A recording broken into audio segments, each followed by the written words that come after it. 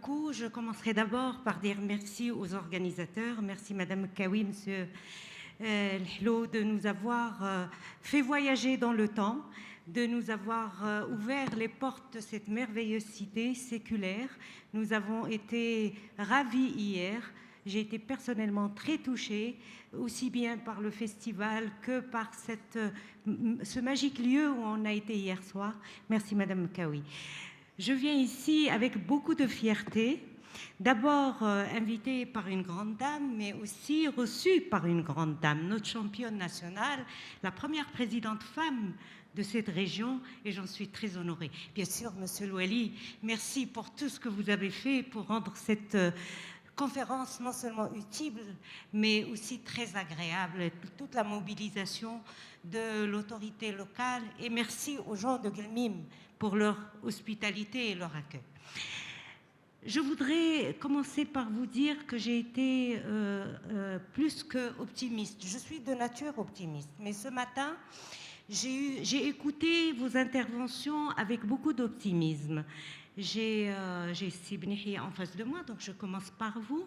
J'ai entendu M. Benihia parler des réformes du cadre législatif, des réformes du cadre réglementaire, des réformes des réseaux, des installations, et surtout de la simplification des procédures pour attirer les investissements. Et je sais ô combien beaucoup d'investisseurs parlent des difficultés qu'ils ont au niveau national pour investir. Je voudrais aussi dire que j'ai été agréablement, pas surprise parce que je connaissais le chantier, mais je suis très fière de notre Maroc et de nos institutions. Et ce matin, nous avons entendu que sous l'impulsion de Sa Majesté le Roi, nous allons passer en 2030 à 52% au niveau du mix énergétique renouvelable, et ça, c'est une grande fierté pour nous, Marocains.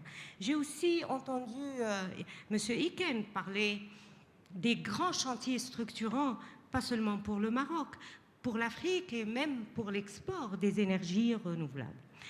Mais j'ai également entendu Madame la Présidente de Région dire qu'il y avait très peu d'activités au niveau local. Nous sommes à Guelmim, nous sommes venus, toutes ces intelligences qui sont là, réfléchir au développement local de Guelmim. Dire qu'il y avait 40% de taux de chômage et que la majorité ou 50% de ces chômeurs sont des diplômés. Et donc cette province qui est riche en potentialité, qui est riche par ces jeunes et par ces femmes, ne l'oublions pas. Regardez les jeunes femmes entrepreneurs qu'on a vues hier dans le souk, elles sont magiques. Moi, ce que j'ai vu comme produit en tant que femme, j'ai été tentée d'acheter tout ce qu'ils présentaient. Et Madame la ministre de la Solidarité, je vous remercie pour ce que vous avez dit pour ces femmes, parce que quand vous parlez de ces produits, Madame la ministre, c'est aussi de la biodiversité, c'est aussi le climat. Et c'est là où je vais commencer ce que j'ai à vous dire.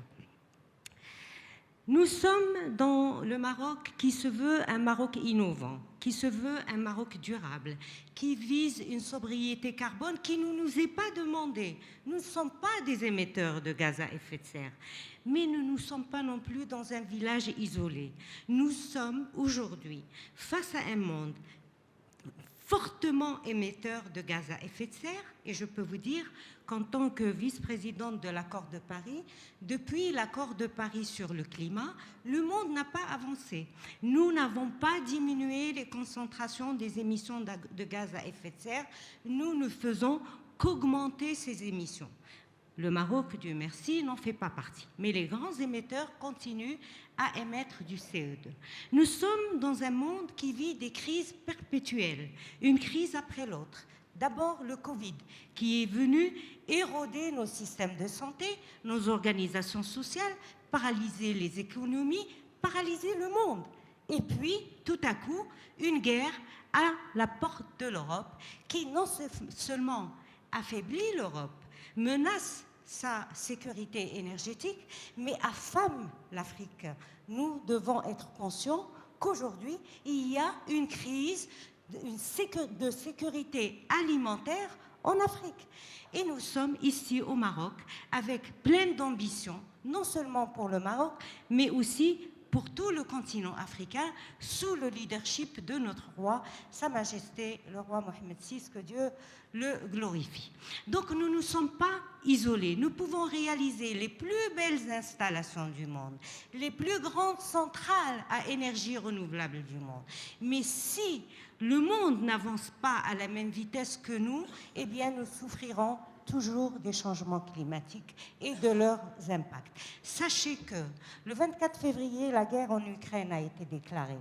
Mais le 28 février, le groupe des experts internationaux sur le climat, intergouvernemental sur le climat, a sorti un rapport alarmant, un rapport qui dit que pendant 20 ans, écoutez bien, 20 ans, quoi qu'on fasse, les effets des changements climatiques et des émissions passées qui sont stockées dans l'air vont continuer à affecter le monde entier et spécialement des continents comme le nôtre et un pays comme le nôtre qui est dans une zone très vulnérable. Donc aujourd'hui, nous sommes face à une crise, la vraie crise, parce que les autres crises sont provoquées. Celle-là, elle est certes provoquée par l'homme, mais c'est le défi de tous les projets de développement que nous voulons monter. Aujourd'hui, nous sommes face à une crise qui nous dit qu'il y aura de plus en plus d'augmentation de température, de moins de ressources hydriques, de plus en plus de nappes asséchées, de plus en plus de pauvreté et d'augmentation des inégalités. Tout ça exacerbé par l'effet de la guerre. On a vu comment le coût de l'énergie et comment le prix de la vie en général a augmenté, exacerbé par les effets du Covid qui sont toujours là. Hein. Il ne faut pas se masquer le visage. Et donc aujourd'hui, nous sommes véritablement en face d'une réelle crise. Alors pourquoi je vous dis ça? Parce qu'on est venu parler des énergies renouvelables. Mais pour moi, l'énergie, c'est bien d'avoir la lumière. Ça nous permet de nous voir. Mais la lumière, c'est aussi la sécurité. La lumière, c'est aussi le développement. La lumière, c'est l'industrie. Et la lumière, c'est donner une chance à ces jeunes qui n'ont pas d'emploi. Et ici, les gens vivent à partir de leur verger. J'ai demandé s'il y avait des industries dans la ville. Il n'y en a pas. Et je vous félicite, Monsieur Louali, Madame la Présidente de la région et Monsieur le Ministre et tous ceux qui ont signé les conventions aujourd'hui, d'être concrets et de donner de l'espoir à ces jeunes qui sont là. Est-ce que vous vous êtes posé la question hier, de quoi vivent les gens qui sont ici? Nous avons une région qui est magnifique. On a vu ça sur les images hier. On a vu l'art du pisé hier, l'art de la construction hier. Une région qui a une histoire qui peut se projeter sur nos politiques de développement. Et donc aujourd'hui, moi j'appelle tous ceux qui nous représentent au niveau du gouvernement, qui nous représentent au niveau de la région, qui nous représentent au niveau local, d'impulser le développement à partir du local, dans le cadre d'un nexus.